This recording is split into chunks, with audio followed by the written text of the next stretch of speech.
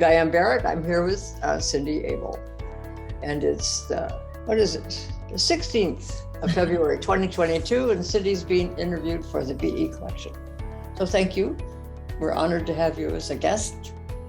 And thank you. Thanks for asking me to be a part of this. I know, it's exciting, especially since we're meeting Barbara Brass and Pat Thompson. And your movie was an inspiration for the meeting. So thank you for that. I have some questions about the movie. We watched it again last night, and I'm really impressed with the fact that you used them in the movie as they are now. You didn't find an actor to portray them. You just used them. It was very nice. It made it very authentic for me. And it's nice for us to meet them also. So where were you born? I was born in Whittier, California.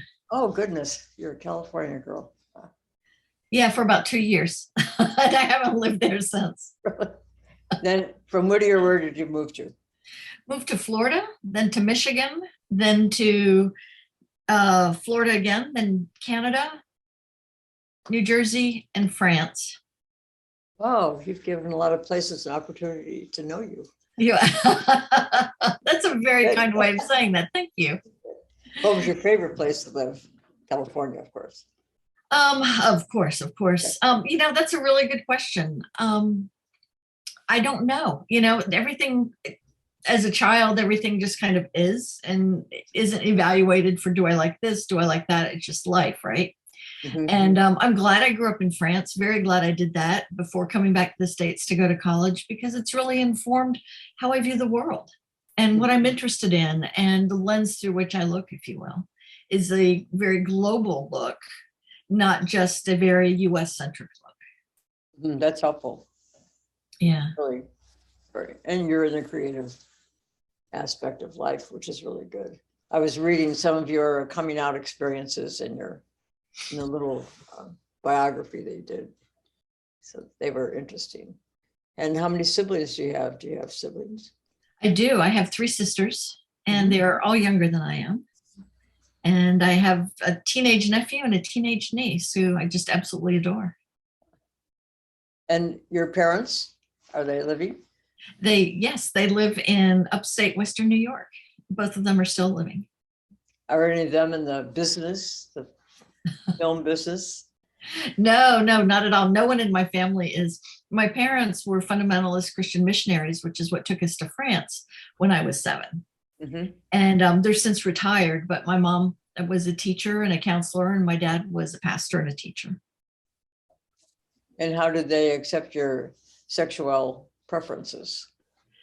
It was a progress. Mm-hmm. It was definitely an evolution, if you will. I don't think that their acceptance of my being a bisexual lesbian has changed any, because in their view, that's not acceptable before God. However, they accept me as a person and welcome me, very much as part of the family, and we're very close. And there are just certain things that we don't need to debate anymore. We've debated them.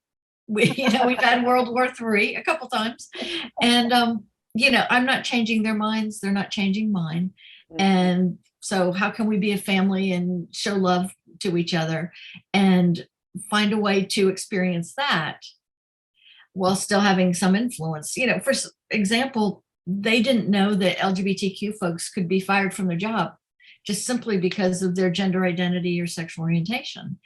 And that was something they learned through me, which they absolutely opposed.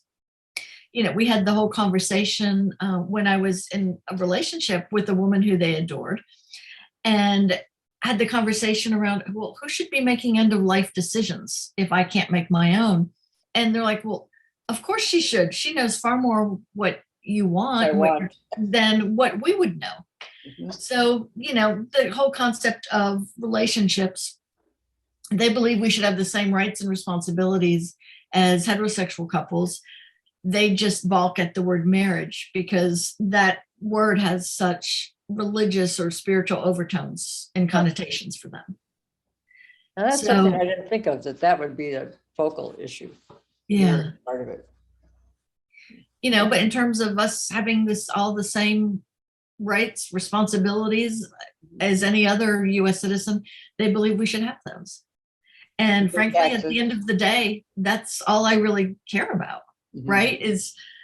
I don't really care if people understand or agree, but allow me and allow others to live their lives in a way that is whole and complete and without fear of discrimination. So what's been your greatest adventure in your life so far? Oh, my greatest adventure, probably making movies. How did you go into that direction? 18 years ago, I was the owner of a boutique public relations and marketing communications firm.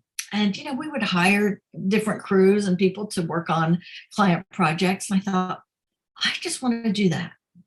And I just recently gotten out of my long-term relationship. And I thought, I'm going to spend 3 years doing this. And since I'm only responsible for me, if I fail, well, I can still go be a barista at Starbucks or something, and I'm only impacting me, right? It's not like I have another person to care for in that mix. And that was 18 years ago. And so I just film choice. What was your direction for your first film? My first full-length film was a documentary called Breaking Through, about openly LGBT elected officials and the multiple barriers they had to break through in order to live the life of their dreams and to live authentically. And so we talked with people who had grown up poor or grown up with homelessness or alcoholism, abuse, sexual abuse, people of different races and different gender identities, and yet they overcame not only their background, but also public perception. So everybody had at least two things, right, that would have prevented them from living a full and authentic life in public office, no less. And yet they did.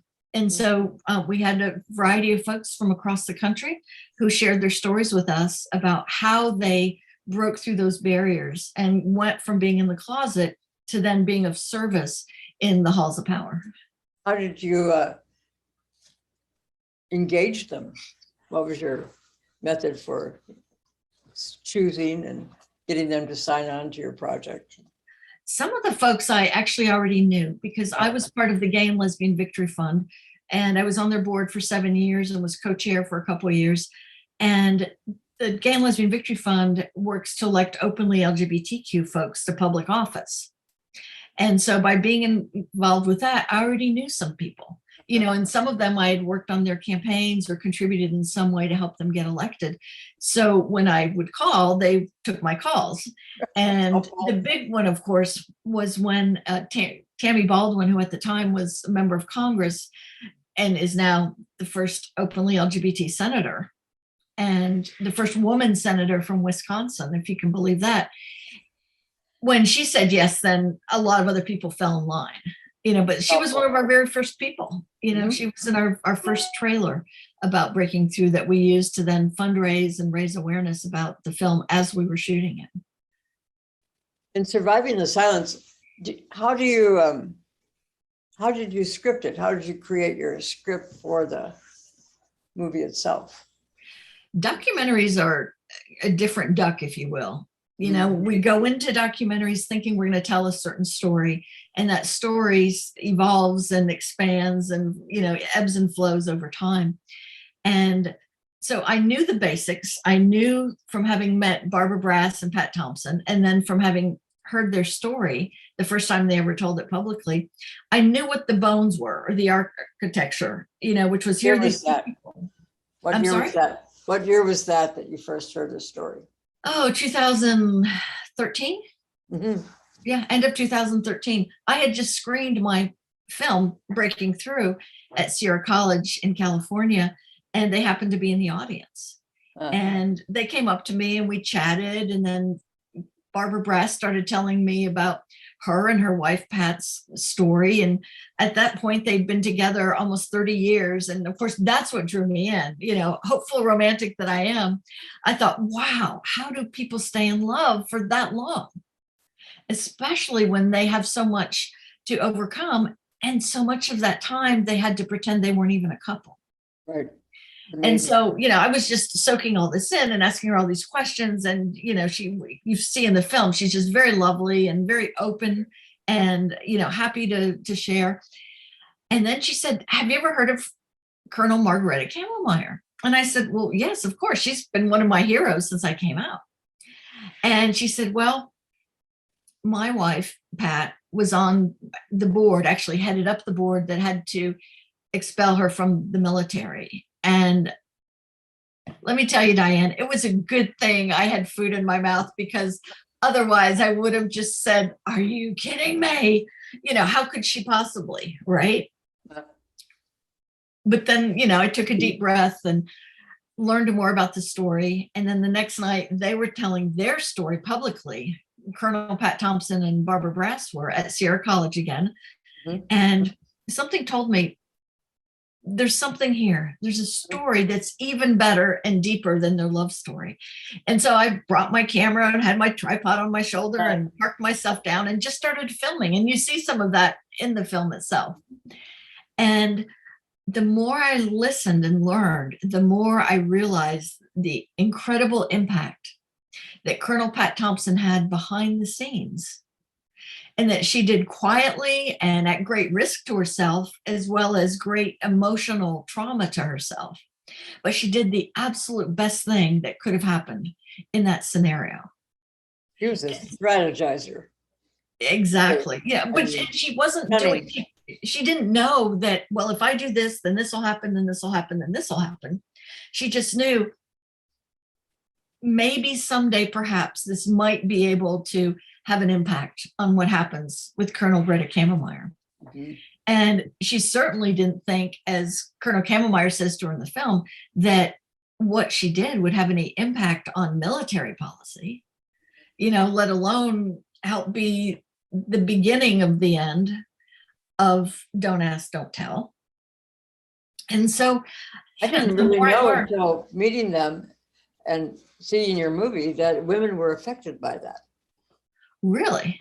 I didn't. Mm-hmm. Interesting. I knew that men were, but I was unaware of the women. And so I'm enlightened. Yeah, well, and it's interesting because so often, history is told by those who survive it, right? And by those who are in some way able to overcome the circumstances of the life that they're currently living in or the life they survived. And for whatever reasons, a lot of times women's stories haven't been told. I understand that. I'm learning a lot just through the projects we've undertaken. Yeah. Things that I didn't know about women that had to say that they were not lesbians so they could secure a job. Really, so good for me to learn new things. I like that.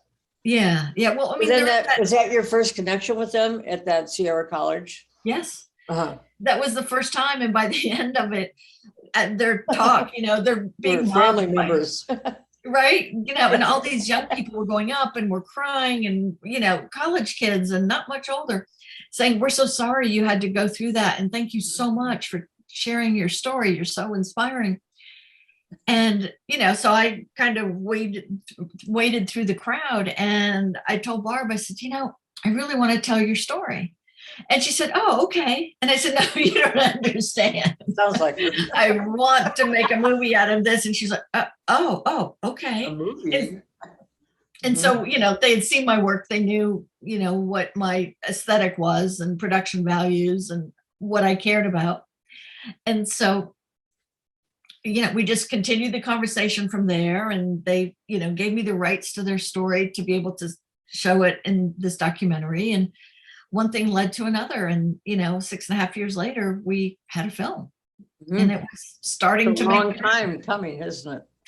It really is, and one of those happy accidents was that the film originally we thought would be, as Barb references in the film as well, the two of them walking off into the sunset, because at this point in their lives, they were both out, they were happy, they were healthy, they were, working on all kinds of causes, LGBTQ and other intersectionalities. And it was like, wow, they made it. They can walk off into the sunset in the distance. And then came the 2016 election. And that changed everything. For all of us. for all of us. And it really hit home with Barbara Brass and her mom, because her mom, her father, and her grandfather were Holocaust survivors. And her mom is still alive. And so for Barb and her mom, they saw very clearly what the similarities were between early Nazi Germany and the language that was being used and the ideas and the rise of anti-Semitism in our own country. And so during that period, that was a very scary period for her. And also for Pat, who said, I gave my life to this country. A country that did not want to know who she was and didn't want her sacrifice if she was going to be open about being a lesbian. But nonetheless, she and others like her, served with honor and were willing to give their lives. And then now here's this, and democracy was on the brink. And so that changed. Their story again changed. It went from being, part of PFLAG and all these more happy, joyful experiences, if you will, to being on the front lines of leading protests on the sidewalks and having really ugly words hurled at them, literally in their face, and being threatened. And so that changed the story as well. So you asked me, how did I know what the story was going to be? And I knew the broad strokes. So now I know your adventure. Exactly. Right. I read 7 years of contact and then creating that. It's a stunning movie. Thank you. Yeah, I really like it. They were just a joy to work with, I have to say, because they were so open. Mm-hmm. They didn't hold back how they felt about things. They, didn't shy away from anything that I asked to talk about. And the same is true also with Colonel Margareta Kammermeyer. Mm-hmm. Who, I'll be honest, I was a little intimidated. They say never meet your heroes because you'll be disappointed. But it's like, I don't think you listen to that. No, not at all. And, I'm so glad, because she was one of my heroes. She is even more of one of mine. And Barb and Pat have certainly joined that group. Mm-hmm. But very open about what their experiences were and how they felt in that moment. And, Diane, it was painful for them. I was asking them to revisit and to open up old wounds. Mm-hmm. And they were willing. I can see that even in the movie. Yeah. Yeah. Ah, wonderful. When did you first become aware that you were probably not heterosexual? I didn't know the words for it, but probably in high school. I wonder now if the words are out there, more discussion like trans, and if younger people are going to have the words earlier, and that might help them. I didn't have a word for it either. Yeah. But now, I don't know. I'd be curious to see what happens actually. So high school. I think it does help, just knowing that there are people out there who don't fit within the mold, even if, there's not a term for it. And I think it's great that terminology is expanding. Some people are like, oh, why can't we just all be gay? Well, because that word doesn't express or convey everyone's experience, right? I mean, Right. My experience is very much a white cisgender female experience. But that doesn't mean that every white female has the same experience, and some people feel that the only word that describes them is queer or non-binary or same gender loving. And I think that having these words helps people come to terms with who they are much easier than having this kind of generic thing. They don't fit. They don't fit. That's exactly right. I'm curious to watch it happen, because I think it will make people more comfortable. Yeah. I couldn't even say the word lesbian until I was 25 or so. Yeah, it sounds so clinical, doesn't it? Yeah, homosexual is really long. So, Right. but Yeah. it's not a problem now. But so where do you see yourself going now in the future? What's your next adventure, so to speak? Well, in between filmmaking, I do communications and change management consulting, which is what I'm doing right now while looking at other possibilities. I'd like my next project to be a scripted film. And so I'm looking for some short film scripts that I can do, and proof of concept, if you will, that yes, I am able to direct actors outside of, the commercial video world. Mhm. And outside of documentaries. So that's what I'm looking at right now. But it's really important to me to tell stories that are at least based in reality, based in history and in truth, that most people don't know about, and So you showcase certainly did people. that with this, right? Yeah, exactly. Because I think part of my mission in life, if you will, is to help create a space for people who don't feel there's a space for them, Mhm. and to give voice to people who feel voiceless and invisible, and to be able to show that we all have the same longings and desires, right? To be loved and express love, to have a certain amount of comfort in our life, that we're not always scrounging for the very next thing, but we can actually exhale for just a moment, and have a sense of peace and connection with others. And so I think we find that across every community, every group of people, even those that we certainly can't understand. Those factors are still there. And those are the stories that I want to tell, is to show the people who have perhaps been invisible for so long, and show the role that they played for helping to open up our world just a little bit more. So what's the next group? I don't know. I don't know. I'm looking at different possibilities, but I think one of the big issues on my heart right now is folks who are still stuck in Afghanistan. And what we connect with is often based on who we know, or communities that we feel some connection with. And I feel a connection to that because in a couple of years ago, at one of the film festivals in Afghanistan, they showed Surviving the Silence. And it was the last festival before the Taliban. Oh, Can you imagine? And so, no. it's like, wow, you're showing not only an American film, Uh-huh. an American military film, but a film that at its core is a love story between two women. Mm-hmm. And I was blown away that they would select it. And Wonderful. so, we developed relationships along the way. And so that's really heavy on my heart right now, are people who, through no fault of their own, were born into a situation and a circumstance that is horrendous. And of Mary's List, MIRY''S list? no. Okay, here you go. Something I'm interested in. This is a young woman, it's a lesbian. Mm-hmm.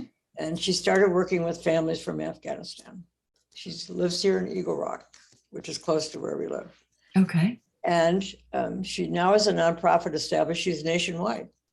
And what she does is she works with one family at a time. And she helps them all the way to getting a job, having a place to live. And then she starts again. Her name is Mary, MIRY Wallace. I love that. And it's called Mary's List. Okay. And I thought, how smart. Instead of saying, oh my God, these people, what are we going to do with them? She just said, I do one family at a time. Yes. And I would like to interview her. I haven't met her, but it's on you might like to talk to her. I would love to talk with her. Thank you for telling me about her. And that's what we find. Sort of fits with what you're saying.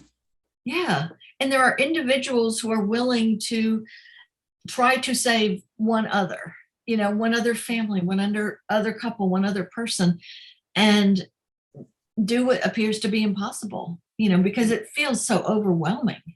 That's right. That's what I thought was so intelligent about her, is that she was on Spectrum Television. That's how I heard about her first.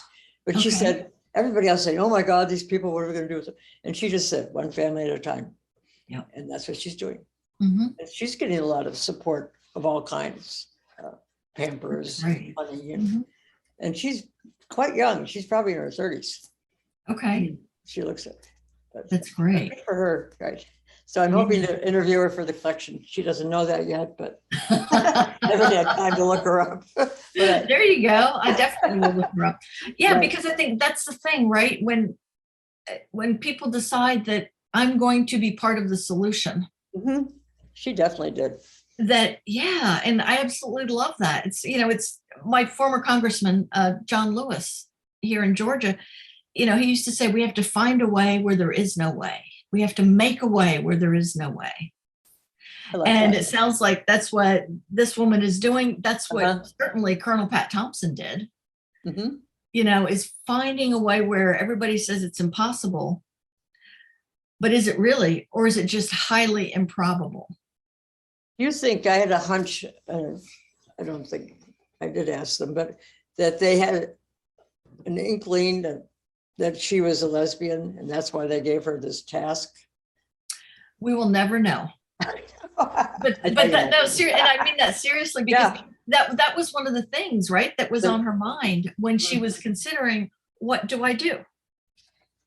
I can either, I've been assigned this and I can refuse what I've been told to do, and then I've got to come up with a reason for it.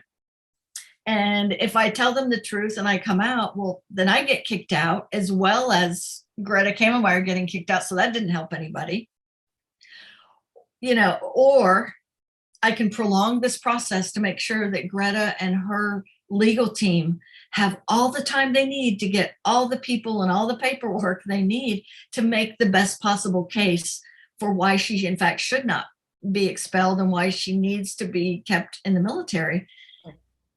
And not knowing if perhaps she was also being investigated, that put her at risk. Anytime you slow down the process, you're drawing attention to yourself, which is exactly what one never wants to do if you're trying to hide your sexual orientation or your gender identity. And so we'll never know for sure why she was assigned that. But I do know that Colonel Kamenmeyer is eternally grateful to her that she was assigned it. See that.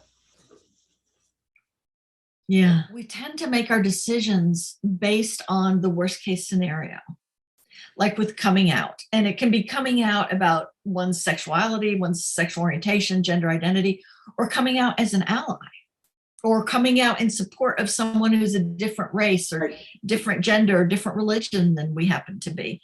And we're afraid of what the reaction will be, but yet it could be that other people are just waiting for someone to start the conversation in a different direction.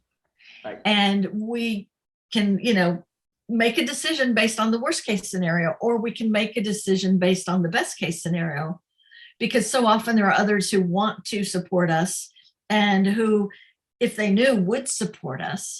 Marge wondered what your educational background was. Oh, I went to a small Christian fundamentalist college in Birmingham, Alabama, and I majored in theology and secondary education with a specialty in physical education. So you could have run across the Golden Gate Bridge then. Right.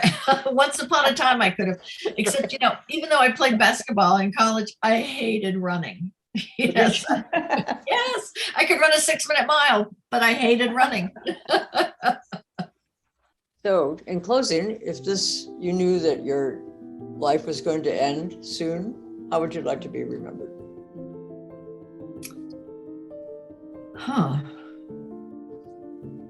I'd like to be remembered as someone who was kind,